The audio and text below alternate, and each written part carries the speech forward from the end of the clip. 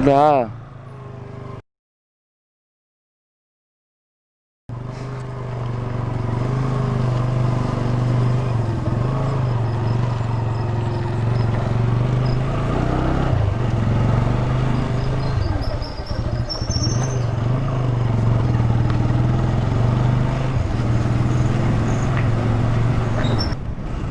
இன்றைக்கி ride start பண்ணியாச்சு. இன்றைக்கி எங்கே போயிட்டுருக்கோம் அப்படின்னு பார்த்தீங்கன்னா திருவண்ணாமலைக்கு தான் போயிட்டுருக்கோம். கரெக்டாக இங்கேருந்து பார்த்தீங்கன்னா 350 கிலோமீட்டர்ஸ் இருக்குது. 350 கிலோமீட்ரு. இது என்னுடைய செகண்ட் விலாகு. இதுக்கு முன்னாடி ஏற்கனவே ஒரு விலாக் பண்ணியிருக்கேன். அது என்னன்னா இது உங்கள் மதுரையில் இருக்க யானைமலை அப்படின்னு சொல்லிட்டு அந்த இடத்துக்கு போயிட்டு ஒரு விலாக் பண்ணியிருக்கேன். அந்த இது வீடியோ அது நீங்கள் பார்க்கலாம். மேலே வந்து ஐ பட்டன் தரேன், போய் பாருங்கள். ஸ்டார்ட் பண்ணியாச்சு. நான் ஊரை கிராஸ் பண்ணதுக்கப்புறம் உங்களுக்கு லாக் பண்ணுறேன். ஏன்னா இருட்டில் எப்படி இருக்குன்னு தெரியல வியூவு. ஏன்னா ஃபுல்லாக இருட்டாக தான் இருக்குது. நைட் வியூவில் இது வரைக்கும் நான் எதுவும் வீடியோ ஷூட் பண்ணலை. எடுத்து பார்த்ததுக்கப்புறம் தான் தெரியும், எடிட்டிங் பண்ணும்போது தான் வீடியோ எப்படியா இருக்குது அப்படின்னு சொல்லிட்டு. நான் உங்களுக்கு முன்னாடி நல்லா சன்லைட் வந்ததுக்கப்புறம் நான் உங்களை லாக் கண்டினியூ பண்ணுறேன். வண்டியில் வர பெட்ரோல் சுத்தமாக இல்லை. இப்போ பெட்ரோல் அடிச்சுட்டு அப்புறமேட்டுக்கு அதான் லாக கண்டினியூ பண்ணுவோம். இப்போ வந்து எங்கே இருக்கோம் அப்படின்னு பார்த்தீங்கன்னா ஐயர் பங்களா, மதுரை ஐயர் பங்களாவிலேருந்து நம்ம ரைட் ஸ்டார்ட் பண்ணியிருக்கோம். இங்கேருந்து ஐயர் பங்களாவிலேருந்து மாட்டுத்தாவணி, மாட்டுத்தாவணிலேருந்து திருச்சி. பெட்ரோல் இருக்கா? என்னடா இல்லையா? என்னடா ஒரு பெட்ரோலுக்கு காலங்காத்தில் இப்படி அலைய வேண்டியதாக இருக்குது. நைட்டே போட்டிருக்கலாமோ?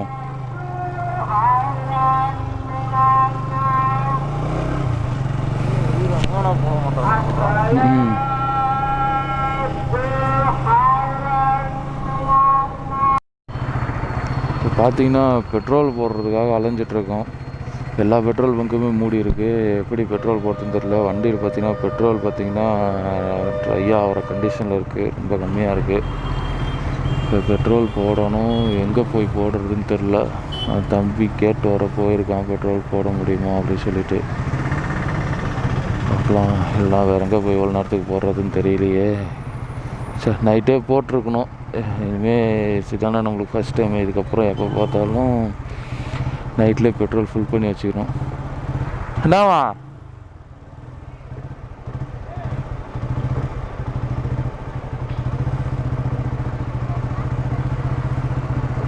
என்னடா 6 மணிக்கு தானம்மா?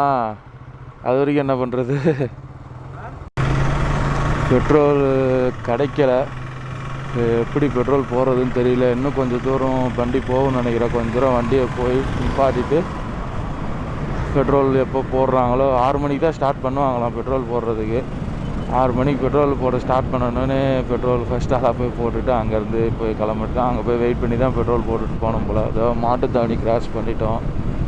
மாட்டுத்தாவணி கிராஸ் பண்ணிட்டு இப்போ எங்கன்னா பெட்ரோல் பங்க் இருக்கான்னு பார்க்கணும். பெட்ரோல் பார்த்திங்கன்னா ரொம்ப கம்மியாக இருக்குது. எப்படி போகிறதுன்னு தெரியல.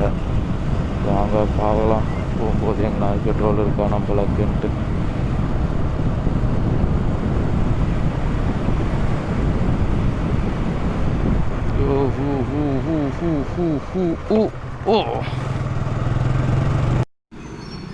டைம் பார்த்தீங்கன்னா கரெக்டாக 5:40.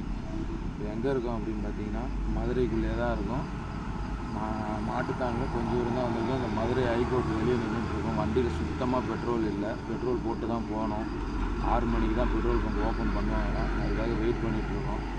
நாங்கள் ஆக்சுவலாக வந்தது வந்து 5:15 வந்துட்டோம். 6 மணிக்கு தான் பெட்ரோல் போடுவாங்களாம். பெட்ரோல் போட்டு தான் வெளியே போக முடியும். வேறு வழியே இல்லை. பெட்ரோல் போட்டு வேலை கண்டினியூ பண்ணுறோம்.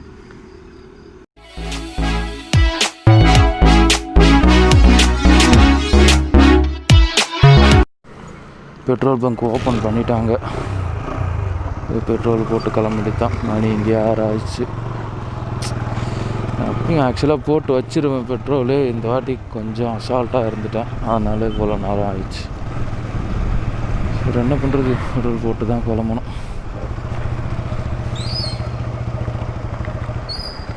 ஐயோ, கூட்டத்தை பாருங்களா.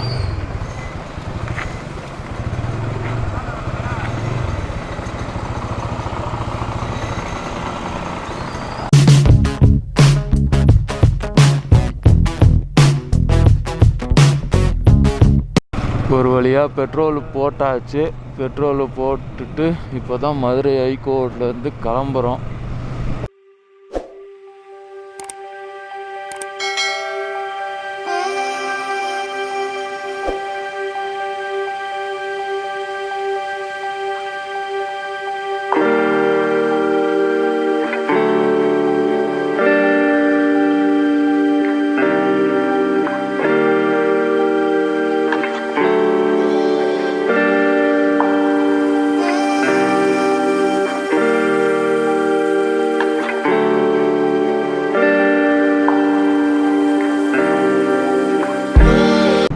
இதுதான் ஃபஸ்ட்டு டோல்கேட்டை கிராஸ் பண்ணியாச்சு. இங்கே பாருங்கள், சன்ரைஸை மட்டும் வேறு லெவலில் இருக்குது.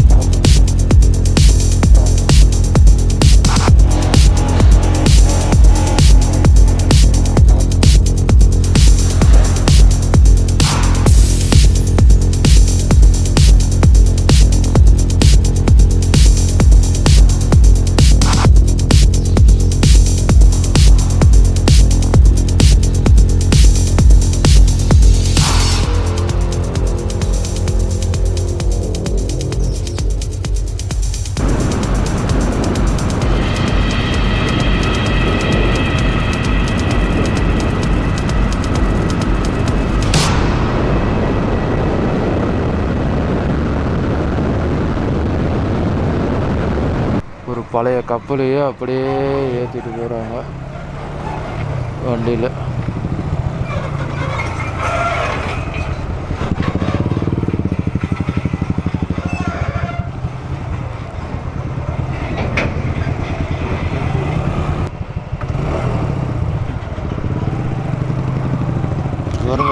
ஒரு கப்பலையே ஏற்றிட்டு போகிறாங்க. ஓ, கப்பலுக்கு அடியில் போகிறோம்.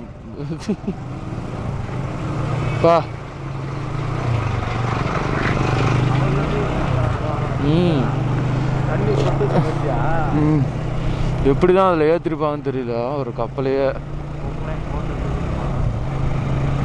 ஃபுல்லாக துரு பிடிச்சிருச்சு போல். துரு பிடிச்சி எதனா ஆல்ட்ரு பண்ண கொண்டு போவாங்க உங்களுக்கு.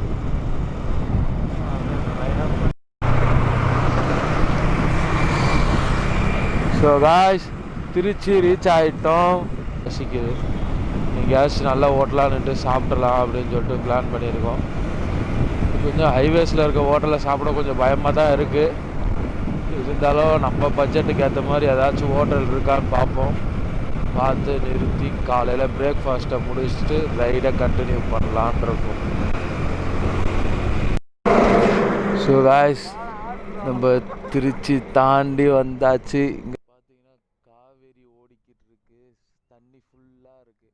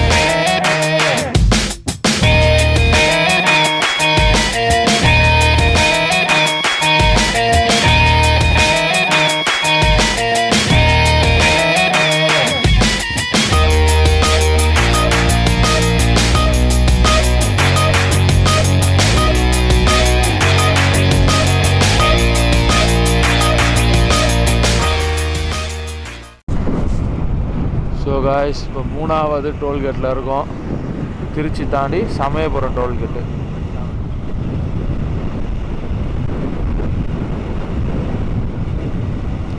நாங்களும் வர வழி ஃபுல்லாக ஹோட்டல் தேடிட்டு தான் வரோம். ஒரு ஹோட்டலும் நம்ம கண்ணில் சிக்க மாட்டேங்குது. எல்லாம் பெரிய பெரிய ஹோட்டலாக இருக்குது. பெரிய பெரிய ஹோட்டல்லாம் போனால் நம்ம பட்ஜெட் தாங்காது.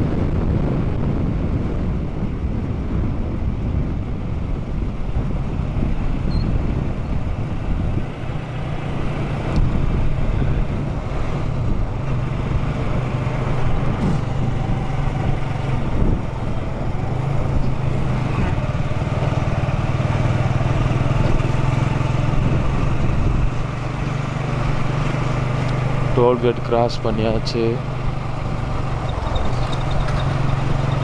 இங்கே சாப்பிட்ருமா?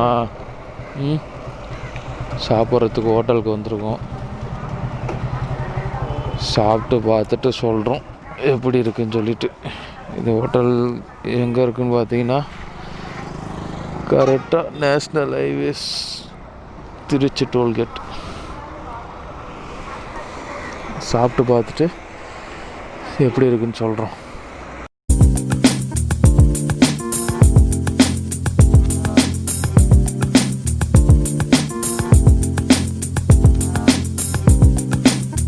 ஸோ இப்போ பார்த்தீங்கன்னா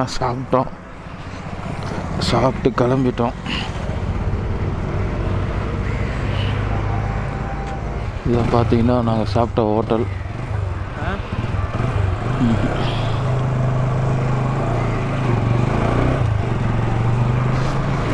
ஸோ காய்ஸ் சாப்பிட்டாச்சு, சாப்பிட்டு கிளம்பிட்டோம். நாங்கள் 4 இட்லி 4 தோசை சாப்பிட்டோம், 2 பேரும் சேர்த்து. தோசை பார்த்தீங்கன்னா 25 ரூபா தான். இட்லி ஒன்று 5 ரூபா. பரவாயில்ல, ஹைவேஸில் இந்த அளவுக்கு கம்மியாக கிடைக்குதுன்னா ஊருக்குள்ளே இவ்வளோ தான் விற்கிறாங்க. ஹைவேஸில் இந்த அளவுக்கு கம்மியாக கிடச்சிது, பரவாயில்ல. சாப்பாடும் நல்லா தான் இருந்துச்சு. இல்லை சாம்பார் மட்டும் லைட்டாக புளிப்பாக இருக்க மாதிரி இருந்துச்சு, மற்றபடி எல்லாம் நல்லா தான் இருந்துச்சு. சாப்பிட்டு கிளம்பிட்டோம். இப்போ நம்ம எங்கே இருக்கோம் அப்படின்னு பார்த்தீங்கன்னா பெரம்பலூர் தாண்டி 4வது டோல்கேட்டுக்கிட்ட வந்திருக்கோம். இந்த ஹைவேஸில் என்ன பிரச்சனை பார்த்தீங்கன்னா ரோடு ஃபுல்லாக நாய். எப்படி எங்கள் ஊரில் மதுரையில் கிளம்புலேருந்து இங்கே வர வரைக்கும் எப்படி ஒரு 4 நாய்க்கு மேலே பார்த்துருப்போங்க. ரோட்லேயே பாவம் அடித்து போட்டு போயிருக்காங்க. நாய், பூனை, பாம்பு எல்லாத்தையும் பார்த்துட்டோம். எல்லாமே அடித்து போட்டுருக்காங்க ரோட்டில். பார்க்க ஒரு மாதிரியாக தான் இருக்குது. இருந்தாலும் என்ன பண்ண முடியும், அவங்க வேகத்தில் வரும்போது டக்குன்னு இது கூடால வந்துட்டா நிப்பாட்டவும் முடியாது, அடிச்சு தான் ஆகணும்.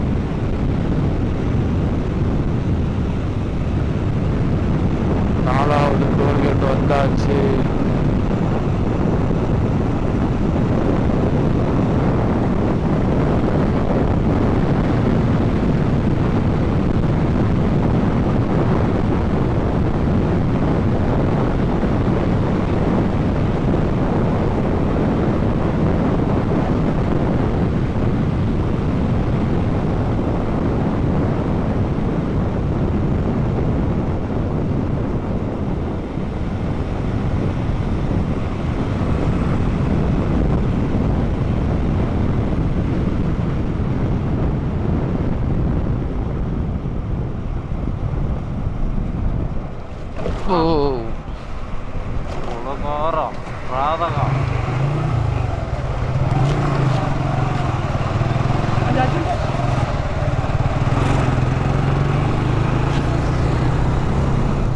டோல்கேட் கிராஸ் பண்ணிட்டோம்.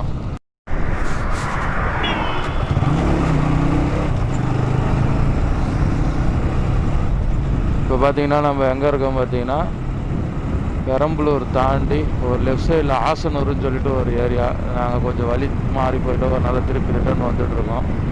ஆசனூர் இதுக்குள்ளே போனால் நம்ம ஷார்ட் ரோட்டு நம்ம திருவண்ணாமலைக்கு போகிறதுக்கு. ஸ்ட்ரைட்டாக போய் விழுப்புரம் போய் போகலாம். அந்த ரூட்டுக்கு போனோன்னா நம்ம ரொம்ப சுற்றி போக வேண்டியதாக இருக்கும். திருவண்ணாமலைக்கு இன்னும் 74 கிலோமீட்டர்ஸ் இருக்குது. நம்ம விழுப்புரம் போயும் போகலாம், ஆனால் அது வந்து ரொம்ப சுற்று. அதுவும் இல்லாமல் ஹைவேஸ் ரோடு தான், ரோடு நல்லாயிருக்கும், ஆனால் ரொம்ப சுற்றி போகணும். இந்த மாதிரி ஊருக்குள்ளே வந்து போனாலே இது ஒரு பிரச்சனை தான். எங்கே பார்த்தாலும் ஸ்பீட் பிரேக்கர் போட்டு வச்சுருப்பாங்க. இதுக்கப்புறம் பார்த்தீங்கன்னா ஃபுல்லாமே கிராமம் தான், கிராமத்துக்குள்ளே தான் வரும், கிராமம் பூந்து போகிற மாதிரி இருக்கும். இவ்வளோ நேரம் வந்த மதுரையிலேருந்து ஒரு 4 ஸ்பீட் பிரேக் கூட தாண்டலை. அது கூட பார்த்திங்கன்னா டோல்கேட்டில் இருந்தது தான். ஆனால் இப்போ இந்த ஏரியா தாண்டறதுக்குள்ளே 4 ஸ்பீட் பிரேக்கர் வந்துருச்சு.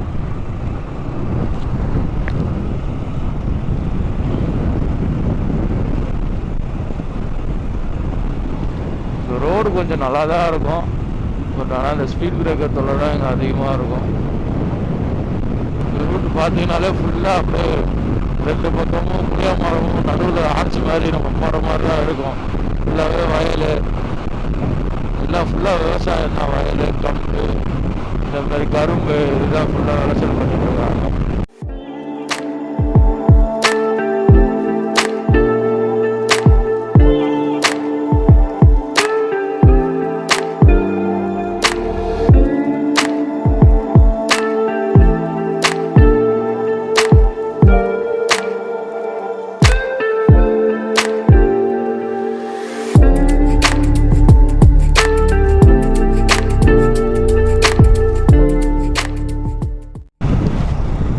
திருவண்ணாமலையை நெருங்கிட்டோம்.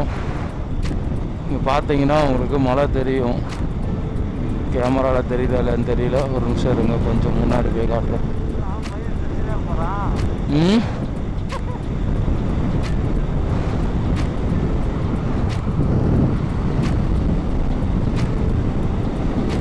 தெரியுதா?